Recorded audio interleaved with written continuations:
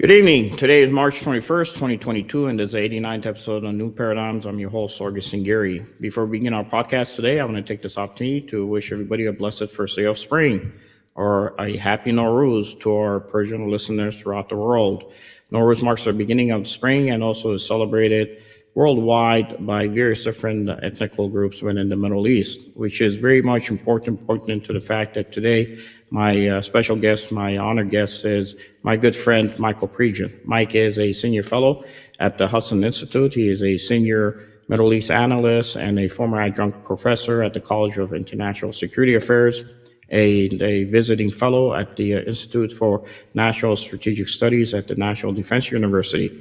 A former intelligence officer, he spent a lot of his time, considerable time, working on the malign Iranian influence in Iraq, as well as an advisor to the Iraqi security and also intelligence apparatus, including an embedded advisory role with the Prime Minister Nouri al-Maliki's extra-constitutional office of the Commander-in-Chief. Mike served in Desert Shield and Desert Storm, and also served as a liaison officer in Egypt during the 2000 Intifada, as a counterinsurgency and also intelligence officer at CENTCOM in 2001, and also as a company commander in Afghanistan in 2002. He also served as an embedded advisor with the Peshmerga in Mosul from 2005 to 2006, and as a civilian subject matter expert with the Defense Intelligence Agency, serving as their Paul Mill advisor for USFI, focusing on reconciliation, the insurgency, and as usual, the Iranian influence in Iraq from 2007 and 2011. He was an advisor on extremism and also an analyst at CENTCOM from 2011 to 2013. Mike has been a freelance writer for the Wall Street Journal and also a contributing writer to Daily Beast. Mike has various different publications on ISIS, Iraqi Quds Force, and also Syria and Iraq. His writings have been published in the Foreign Affairs magazine, the Wall Street Journal, Foreign Policy magazine, the Tower magazine, Long War Journal, the American Foundation, CNN, Al Jazeera, Business Insider, and also the Daily Beast, and many others. He has frequent appearances on BBC World, Al Jazeera International, CNN International, Fox News, where I saw him just this past Sunday talking on the issues of Ukraine. Mike, it's great to have you here. Last time we had you here, the world hadn't been as crazy as it is today. So you got to catch up. You got to tell me what is going on. What is going on from Afghanistan to what Russia is doing in Ukraine, and how that affecting us today? Well, thanks for having me. I really appreciate it. And again, thanks for having me back. So what's going on right now is our adversaries recognize the Obama foreign policy team, because it's the same team they took advantage of from 2008 to 2016. This is the same team that brought us the JCPOA, which brought Putin and Qasem Soleimani into Syria, which fractured Syria, further fractured Iraq when ISIS came in, and then started a war between Saudi Arabia and Yemen by supporting a proxy, the Houthis or Ansar Allah, giving them lethal aid and missiles to be able to basically punish U.S. allies and give Israel another front, which is by design. So the same team that did all that is back, and they've been promoted to take on more worthy adversaries. And Vladimir Putin, Xi Jinping, Kim Jong-un, and the Supreme Leader are not worried about this team because they know it very well. And as we talk about the Irando here in a couple minutes, and we talk about all of the things that this administration has given up on or failed at, it gives Putin an excuse to go in to the Ukraine. He went in because he was waiting for this administration. They are who he was waiting for.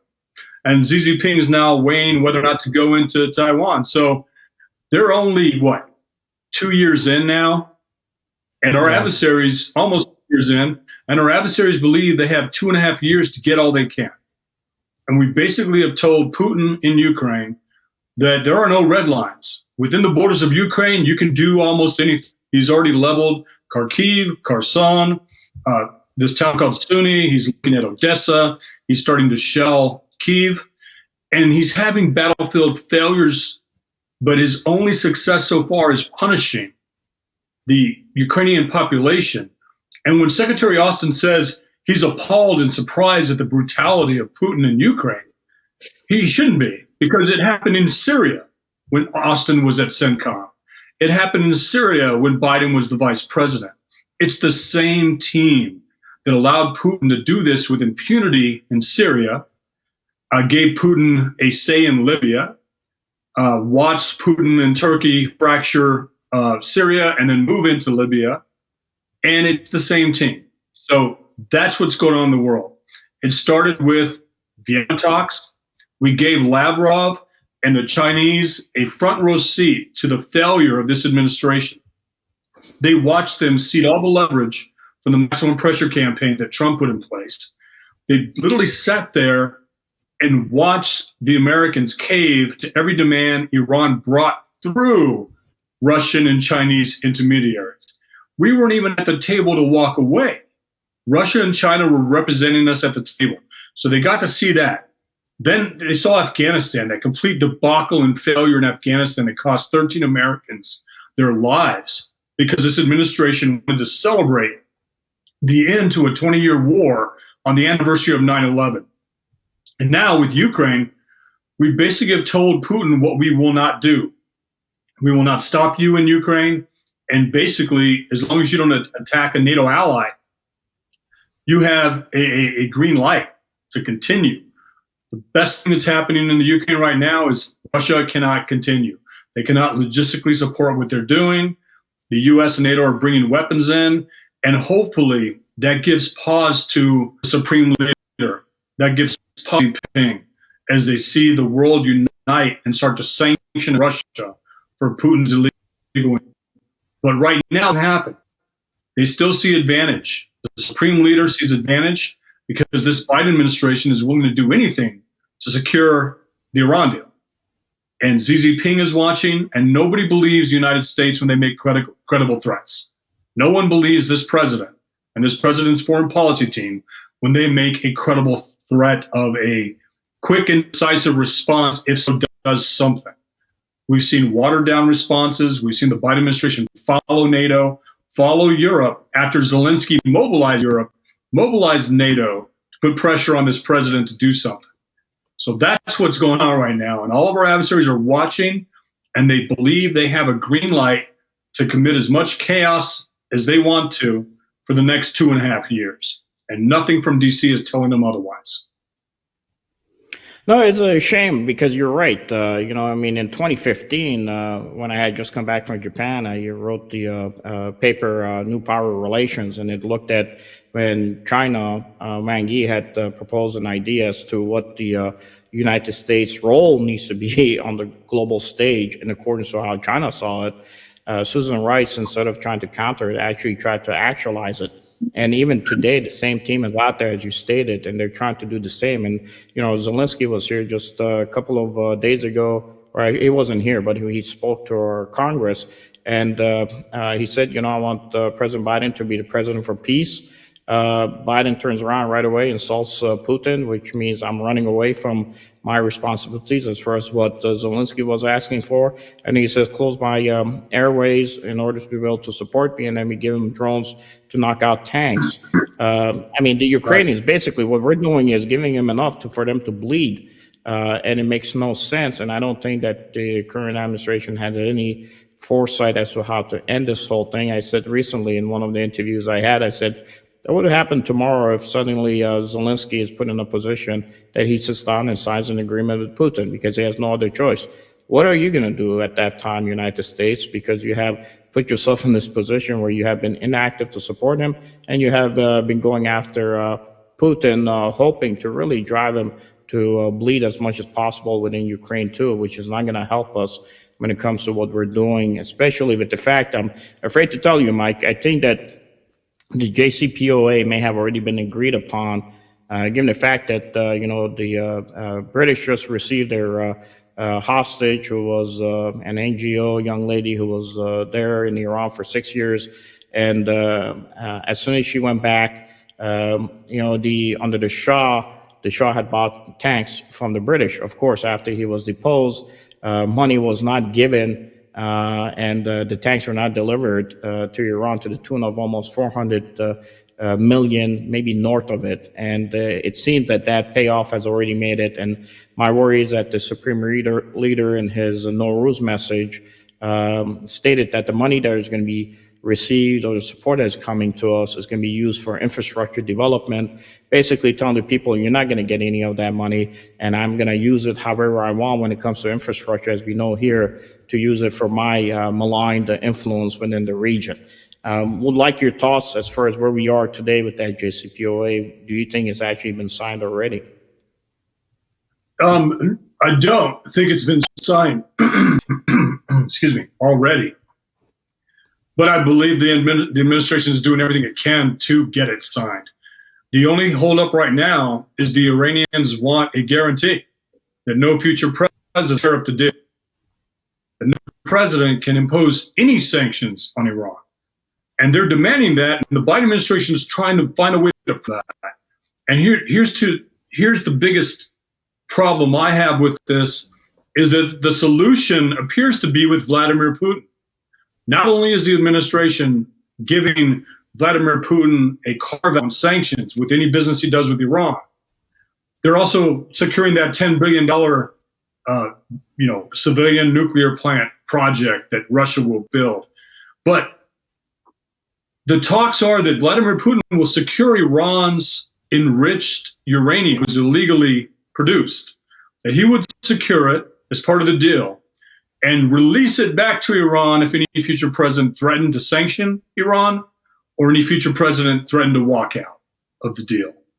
I heard today on Fox News, of all places, on Special Report, Bret Baier asked his panel, he basically said this, he said, some experts believe this deal could be worse than the 2015 deal. Well, I don't know who he's talking to. The 2015 deal was bad. This deal is dangerous because everything that we argued in 2015, the sunset clauses, the embargo, the constraints on ballistic missiles, UN Security Council resolution, terrorism, all of those things, the Obama administration said, don't worry about sunset clauses. Don't worry about the expiration of the arms deal. We'll negotiate. We'll renegotiate and strengthen the deal. Not one sunset was extended. Not one UN Security Council restraining Iran's ballistic missile program was extended. Those constraints on Iran's ballistic missiles expire in 2024. The ability to Iran through snapback sanctions expires in 2025. So the deal wasn't strengthened. This deal is dangerous, and it does not incentivize path to a bomb. And the thing which is really interesting is Russia and China do not want the Islamic Republic of Iran to have a nuclear weapon on their border. So they know the JCPOA does nothing to stop Iran from a nuclear weapon. They're relying on the nuclear non-proliferation to stop Iran from a nuclear weapon. The JCPOA was nothing but an economic incentives program disguised as a really bad and weak deal. And this deal does nothing but give Russia and China access to Iran's economy. They're both predatory. They don't look at Iran as a partner. They don't look at it as an equal. They look at it as a country that's desperate, that has resources, and they're going to jump in there. And when the Supreme Leader says that $450 million is going to go towards infrastructure, it's going to China. It is a return on their investment. China's been bankroll everything Putin and Iran has been doing since 2015, and they've not seen a investment. This is nothing but a deal that allows China and Russia to own Iran's economy. Russia already got water rights. China's already securing oil and gas rights. Russia's doing the same. They've already got these contracts signed for weapons that have offensive capabilities to threaten our allies. All these things are happening right now. This deal, if they sign it, nothing to strengthen it. And it expires in 2030, Sargis. It expires in 9 short years. But the Biden administration, if they sign this, will come out and say, the Islamic Republic of Iran will not get a nuclear weapon on our watch, just like Obama said in 2015. He left office in 2016. Didn't get a bomb. They didn't get a bomb because they feared what President Trump would do if they moved towards a bomb. But under Biden, I truly believe they will move to get a bomb by 2025, by January 20th, 2025, because the Biden administration has told the world, if you have a nuclear weapon, you have constrained the United States. We will tell you what to, if Iran gets a nuclear weapon and decides to just roll into Iraq, they can do it because the administration won't doubt it. They know that having a bomb ensures regime survival. They also know that Israel will not put up with that. They know that in 2025, the U.S. president won't put up with that. So they're going to rush to try to get one now and do all they can to get Russia and China to deter Israel from responding. Because Israel's not looking to the United States anymore for a green light. They're looking to Russia and China for a green light. Because we have ceded our status, we've ceded our leverage, we've disappointed allies, we've empowered adversaries, and we wonder why Saudi Arabia, the UAE, and even Israel didn't condemn Putin's invasion of the Ukraine. It's because the U.S. is not a steadfast ally. Administrations can't be this different.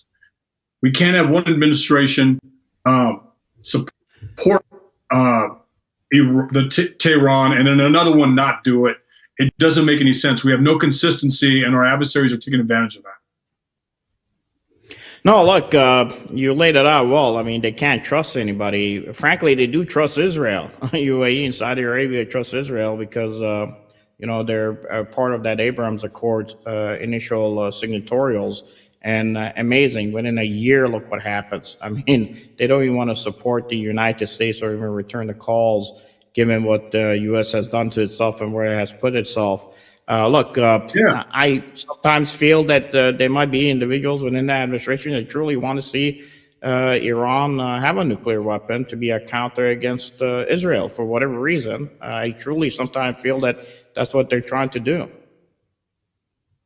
Yeah, it's the Obama strategy of, hey, we want the Middle East to be shared between, the thinking in the Obama administration was, we shouldn't always have to go to the Middle East to deal with Sunni extremism, meaning Al-Qaeda or ISIS.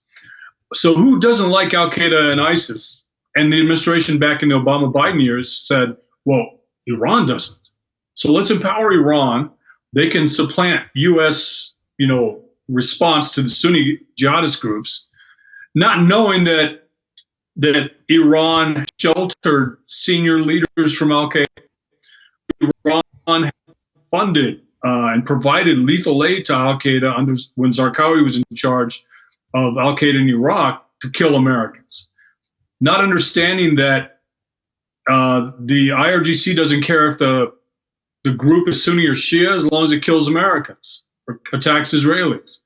They seek advantage. And this doesn't understand that. And we're seeing that now.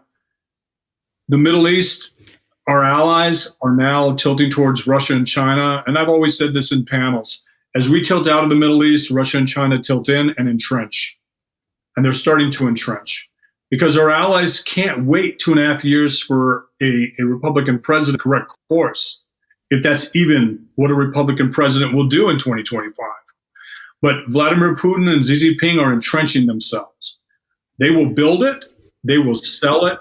They will pay for it.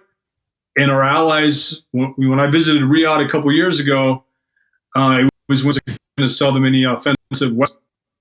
And, Jabbar, who was the foreign minister at the time or in charge of ministerial affairs, said, if the U.S. doesn't sell us weapons, we'll just buy them from the Russians and the Chinese. They don't ask us to change. They just ask us how much do we want? How many drones do we want? And they said, we may have to buy 3 drones to get one to work, but better to have a drone that does what we want to do, meaning a drone that actually has an offensive capability, than the U.S. only selling us reconnaissance drones because because of the political climate. So our allies have very, very friends and our enemies, or our geopolitical competitors in Russia and China. And there's consistency with them. There's no consistency with us. No, there is. Look, even with our allies for the U.S., the Kurds in the region, I always say, they'll take the U.S. money, but their hearts belong with the Russians. Why? Because the Russians protected their grandparents and supported them. And today they're in the region. Russia is sitting in Syria. I mean, when Zelensky comes and speaks in front of the Knesset in Israel, kind of lays down some of his perspectives, it's very hard even for Israel to be able to counter some stuff because they have to work with Russia. Russia's sitting on their borders. I saw the picture of Yeah. Bashar being over in UAE because the danger now is Hezbollah and Iranian influence in the region. And Israel is even hampered somewhat as far as what it could do as far as pushing back on Russia. For God's sakes, the Chinese are teaching Mandarin Chinese to the Kurds in northern Iraq, and they have bought Iran to the tune Yeah. of 400 billion, as was stated earlier. And because even India being part of the SCO, Shanghai Cooperation Organization, it's put in a position by our administration, which is critical of India, as to why India is not doing anything about the issue of pushing back against the Russian invasion of Ukraine, because India's buffering against China. They can't just turn around and buffer against Russia too, when 80% of their oil is coming from the regions that the Russians and the Chinese are controlling, using the Iranians and others. So it's we've really put our allies in a bad position, unfortunately, and we have completely abandoned Israel. But at least Israel understands is in a position that doesn't really need the U.S. to protect itself. Unfortunately, it would be nice if a long-term ally stayed by you. Yeah, they have new friends for the next 2.5 years. We need to have some consistent foreign policy. The reason we have election interference is because our adversaries believe there are election outcomes that favor them. This administration is an election outcome that favors Iran, that Putin saw as a permissive environment, and Xi Jinping feels the same way. It is this administration that they've been waiting for. This administration is so unfocused. It got its butt kicked by the Taliban. It's got its butt kicked in Vienna. And if you can't beat the Taliban and you can't beat, the mullahs in Tehran, how are you going to stand up to Vladimir Putin? How are you going to stand up to Xi Jinping?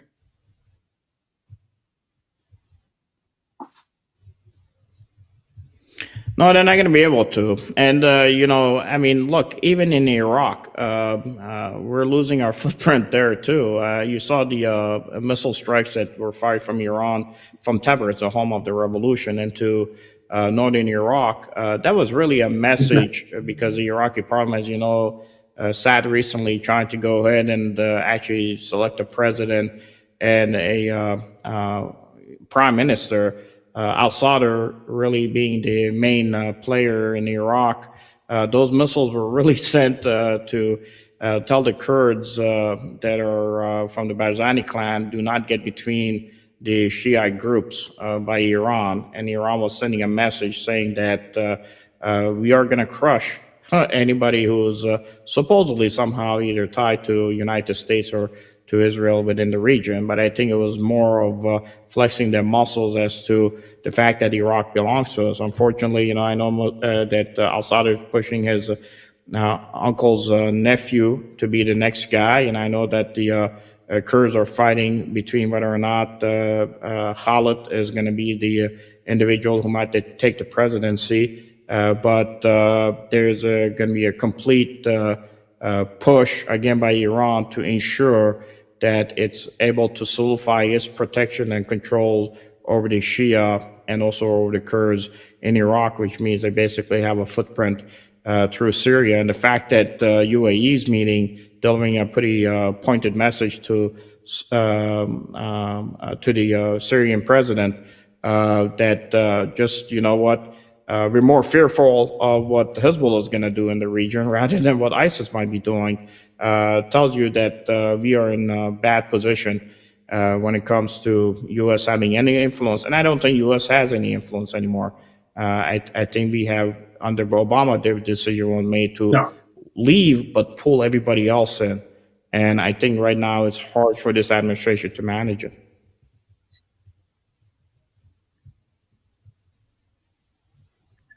Yeah, I mean, if we look at what's going on in Iraq, you mentioned the 12 missiles that hit close to the U.S. consulate in Erbil.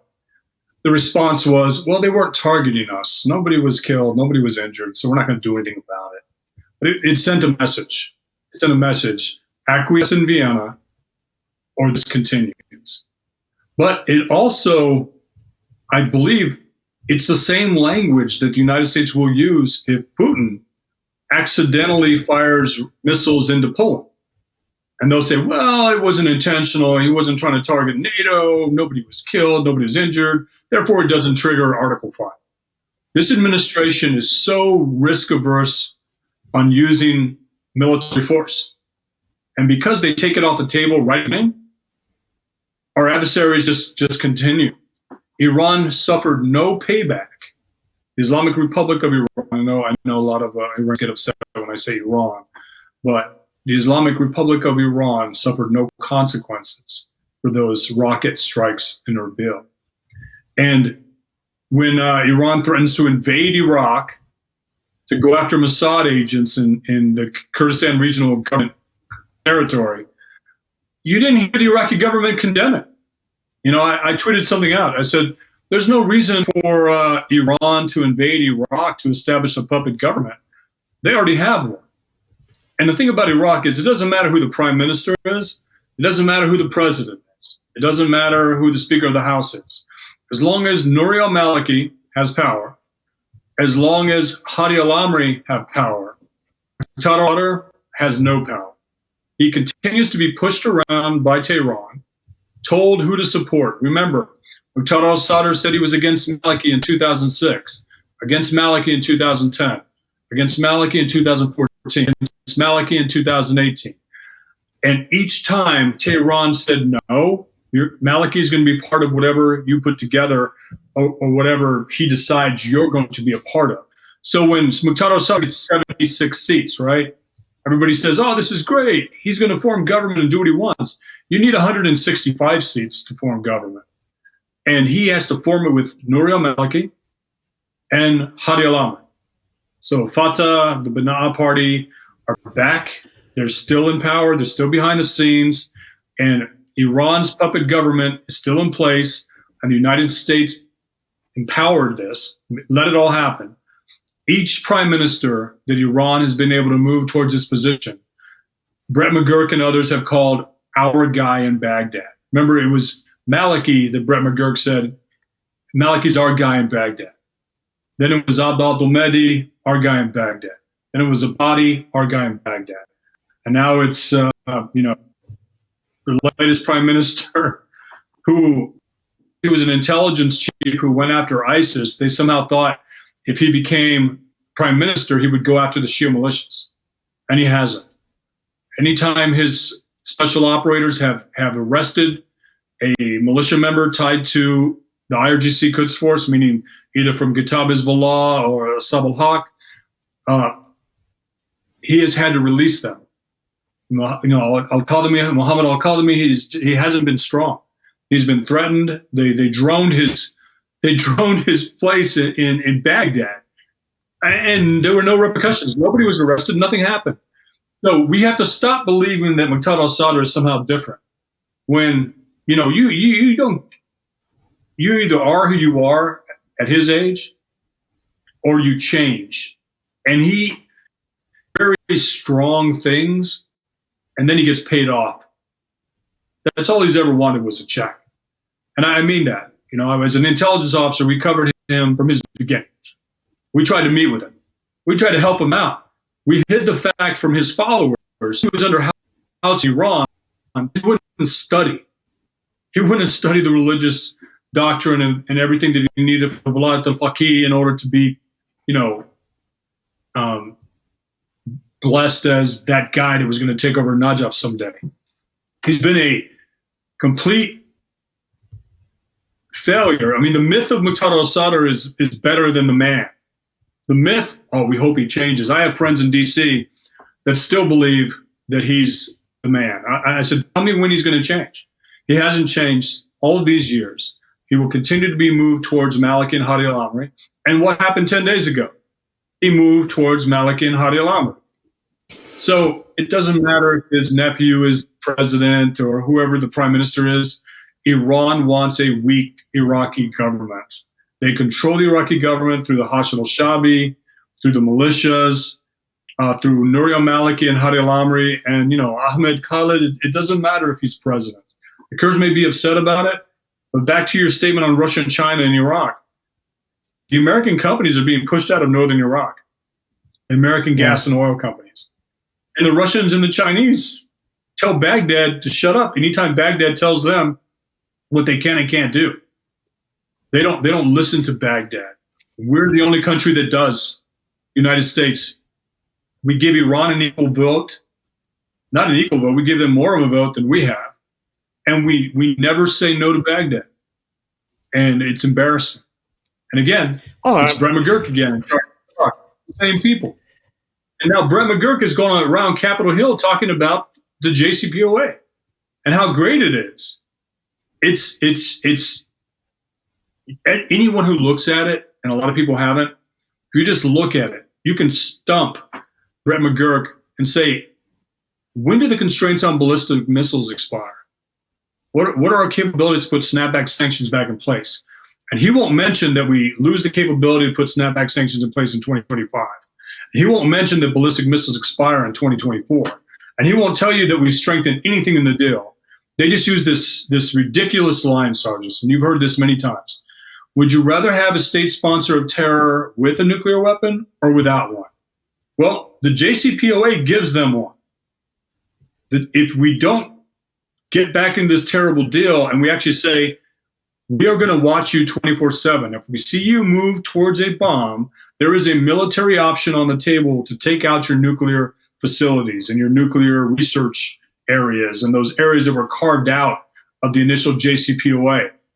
Russia and China are not going to let the Islamic Republic get a bomb. Israel's not going to do it. We got to stop pretending that somehow the JCPOA keeps them from a bomb. It does none of that. If anything, it just empowers them to continue fracturing the Middle East, empowers them to continue arming the Houthis. And it's embarrassing. The very final stages of negotiations should not mean that the Islamic Revolutionary Guard Corps is delisted as a terrorist organization. I mean, think about that.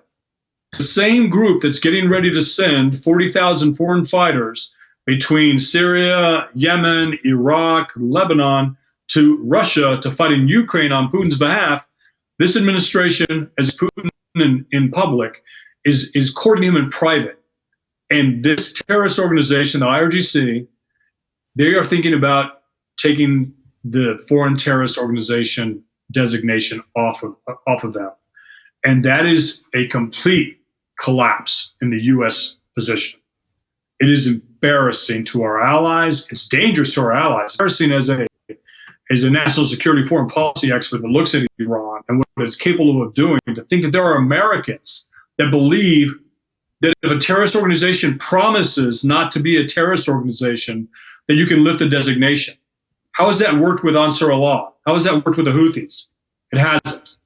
And you mentioned Lebanese Hezbollah. It's a threat. The threats are everywhere, and this administration wants a promise. Please don't be a bad terrorist group. And that's embarrassing. No, look, I gotta tell you, I think sometimes they just do it on purpose. I've heard people actually say, look, and nuclear Iran is not an issue for U.S., it's an issue for Israel. Let him go take care of it. And it boggles my mind that actually applies, given the fact that you have Iran sitting in the tri-border area in the south. You got them sitting in Venezuela. They have abilities to, even with their drone capability, to reach out and touch mainland U.S. And we still don't get it. Look, the Russians are running around northern Iraq. In the past, they used to be hidden. Now they're basically showing themselves. They're oil deal done in northern Iraq worked through the Russians, and the Russians will tell Baghdad what to do. I gotta tell you, Mike, I don't think there's a fix to any of this stuff. Look, even with what is happening in Ukraine right now, I just got the word again just today from northern Iraq that the economy is starting to go bad, that there's going to be food shortages that are going to hit. These issues are going to affect them. I know that China has even increased its purchases from the United States. In the past, maybe you would have 320 shipping containers of meats a month. They're up to 720 now. And that's in tonnage that is being removed from the United States. They're buying up a lot of fertilizer that is going to start having a lot of effects and turning to us, to include from Mexico if they cannot get it from the U.S. What is the resolution here? Because it seems like there's going to be a JCPOA, which is basically giving money to Iran. I mean, are we going to just have to hope that there's a leadership change and administration change, or is there anything we can do now while the current administration is in place? Or is there something that has to happen that triggers them to finally have to go against what they want to do and actually try to support U.S. strategic interests within the region? Well, if Americans knew more about the deal, they'd be opposed to it. Congress, I love that Democrats and Republicans are saying this is the wrong time to sign a deal where Vladimir Putin is a guarantor. Vladimir Putin is in the JCPOA. Vladimir Putin is the one that will agree whether or not this happens. We are giving all of the leverage to Vladimir Putin to get us into a deal that only benefits Vladimir Putin, China, and basically exploits Tehran's economy. This is not a win for Tehran, the JCPOA. The sanctions are there. U.S. Treasury is still going to target any U.S. company that tries to do business in Iran, any U.S. ally that tries to do business in Iran. U.S. Treasury, what I love about it is even as John Kerry was pushing American companies and European companies to dive into Iran's economy in 2015 and 2016, before the Obama-Biden administration left, U.S. Treasury said, no, we're still going to sanction companies that go in and do business. Now, here's the kicker here. If the administration delists the IRGC as a terrorist organization, then the IRGC's penetration of Iran's economy may not be enough to sanction a U.S. company. Meaning, the reason they would be sanctioned now is the IRGC controls about 20% of Iran's economic sectors. Every economic sector has been penetrated by the IRGC. And because of that, U.S. Treasury would sanction American companies or European companies trying to do business. If they delist, if they get rid of that designation, then U.S. Treasury may not have that automatic response anymore, because a terrorist organization is no longer penetrated every economic sector. Now it's just, the Iranian armed forces. What do we need to do now is get in front of Congress so they know, but the administration is not going to do that. If the JCPOA passes, Iran's going to try to move toward a nuclear weapon. Israel's going to do something about it. And maybe Russia and China and Israel will work together to keep Iran from a nuclear weapon. I spent 3 days with some Russian think tanks in Berlin about 3 years ago. And one of my counterparts, who's a pro-regime guy, asked them, would you be okay if Iran had a nuclear weapon? And the think tanks closely tied to Putin, in a unified response, said absolutely not.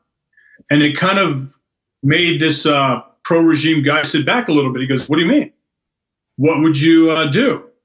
And every one of them said, we would take it out. We would do something about it. And he said, military response? I said, yeah, we're not going to let you get a bomb. And they said, the Nuclear Non-Proliferation Treaty keeps you from a nuclear weapon. We're not going to let you get a bomb. And he was kind of surprised by that. And you probably know who I'm talking about down the University of South Florida. But it was interesting. And I don't know that I believe them, but they said it in unison. They said it just like, we're not going to let you have a nuclear weapon. So what is the JCPOA for then? Remember, Iran has been cheating on Russia, China, Germany, the UK, and France since Trump pulled out with impunity. Not one of those countries put sanctions on Iran. Not one of those countries designated Iran for any violations. It's the United States is the only concerned party here. about keeping Iran from a nuclear weapon. The rest of our partners in this deal just simply want to dive into Iran's economy.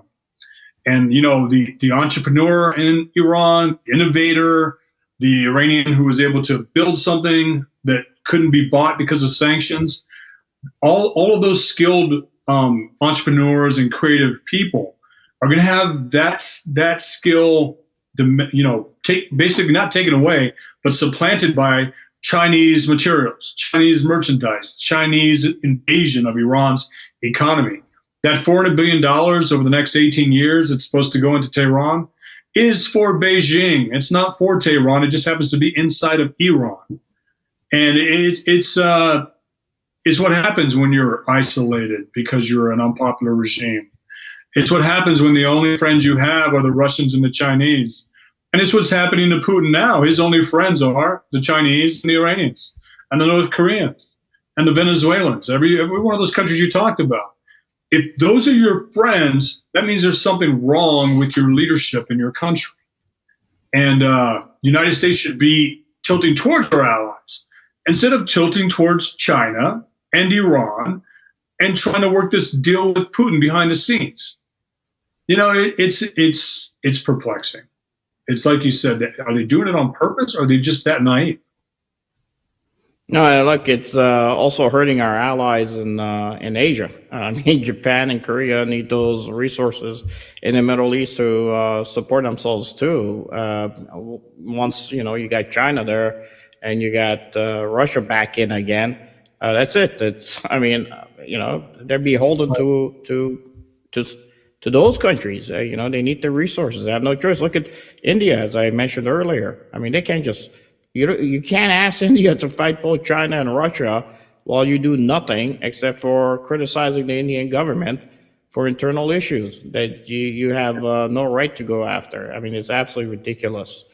Mike, look, it's a pleasure having you here, buddy. We could go on for hours, but I do know that you're short on time, and I'm sorry it took so long for us to get back together again. I mean, when you're as popular as you are, it's hard to kind of, hold you down you up here on my TV talking about, switchblade UAVs, and it's good to be able to provide, expertise to our American viewers or people that are looking at these foreign policy issues. Most Americans don't care about foreign policy issues until their sons and daughters go to these forever wars, and important to be able to try to make recommendations on how to keep us from doing that. And it's an honor to be able to provide this kind of insight like you provide. It's also very frustrating. It's like winning a Super Bowl and not having won it for 15 years. You know what I mean? Every year you compete, you don't win every year. And being a Cowboy fan, the last time my team won was in 96. But, being in the think tank world, in our world, right? We had a victory when Trump walked away from the Iran deal. We had a victory when Qasem Soleimani was killed. Now it's their turn. But their victories are bad for America. Their victories, this Biden administration wants a foreign policy win so much that they believe this Iran deal will somehow erase Afghanistan, erase their hesitancy to do something before Putin invaded Ukraine. They're going to tout this as a success when all it really is a weird Obama tribute. Obama wrapped his arms around the Islamic Republic of Iran, and Democrats always feel a little bit, like they're betraying Obama if they criticize Iran because he embraced it. And, this is basically this is Obama's Iran team.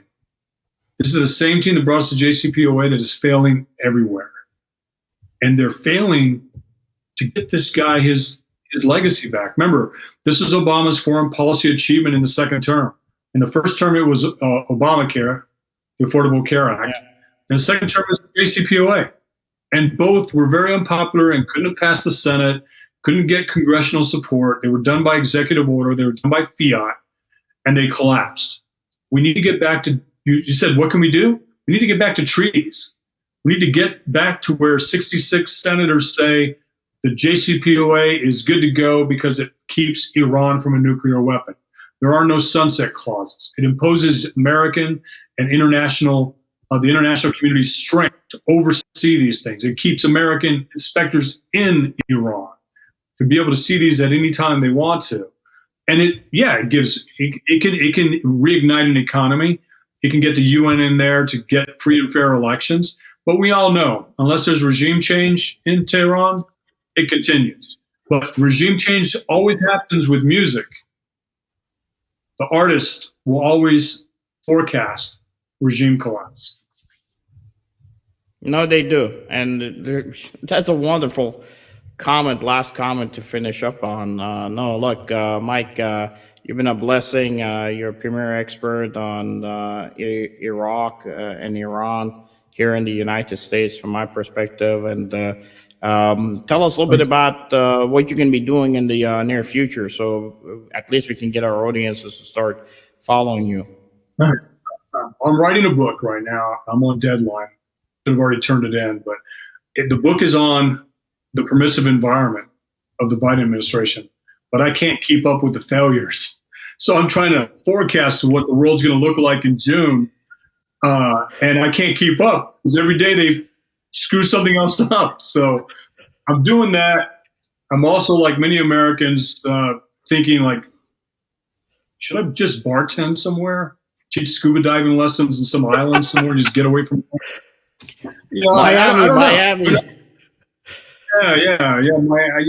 I don't know. I'm writing a book. I'm finishing that up, and then I'm still an expert witness in these terrorism cases, and they're all against IRGC and the IRGC and their proxies. And we're trying to get Americans, compensated for these terrorist attacks that have taken place since the Beirut bomb and even before that.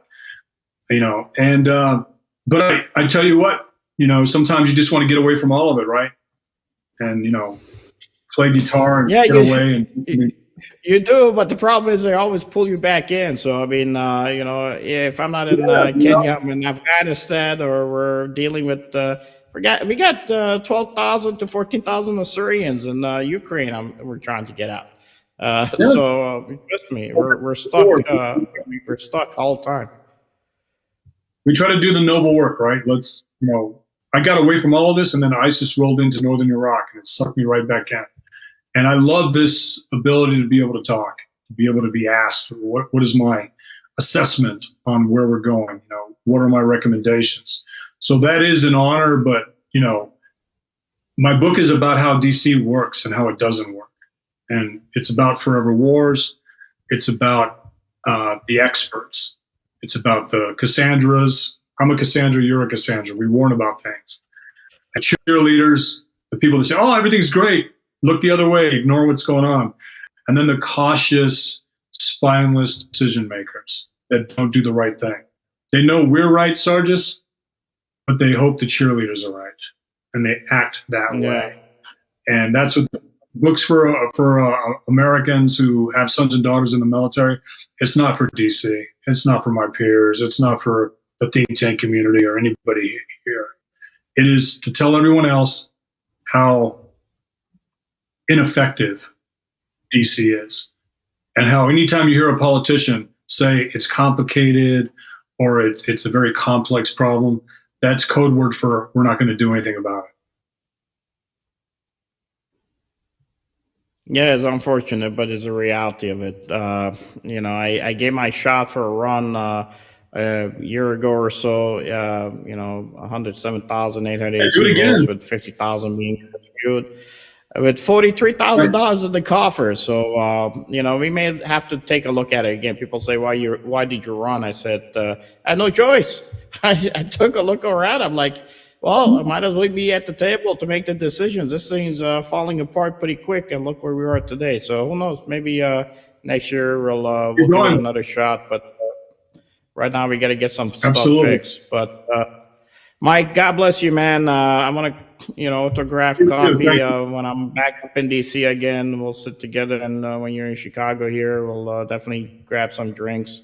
And thank you very much for coming here and spending time with us. And hopefully it helps. That's all we could do. All we could do is give guidance to folks, and hopefully the decision makers are listening. For our viewers out there, if you like the type of shows we're doing, please follow Michael. You could go to his QR code right there. And also for us, as you all know, that this year we're working to support, again, the Syrian Christians of Northern Iraq, and most importantly, the South Sudan Christians who, the World Food Program pulled out of there because of Afghanistan. We're looking at possibly right now, projected number is 1.8 million people that may pass away from the time that we left because of starvation in Afghanistan by this May. So, and that's a conservative number. So we have a lot of refugees we're dealing with there, and also hoping that there's probably going to be a change in government of South Sudan. So I'm advising there when I'm up in DC, I'll sit down and talk to you face to face a little bit more about it. And also, folks, Sim Production does a wonderful job for us. It's very difficult. I know sometimes the live streams we get complaints, but unfortunately, we do get harassed by the platforms that carry us. But we always have a clean copy at the back end of it, so don't worry about it. We'll have Mike back up again in the near future. And thank you very much for Sim Production for the work you do to help us. Mike, last word, buddy. Thanks. No, thank you. Everybody just has to pay attention. Just watch what's going on. Unfortunately, the next 2.5 years, our adversaries are going to try to get all they can. And people like you and me, we're going to try to stop them by talking to people in DC that have the power to stop them, but don't want to do it for some reason. We're going to do it, buddy. We'll do it until our last breath. God bless you. Thank you for the work you do, and I'll see you in DC in the future. With that said, there's new paradigms.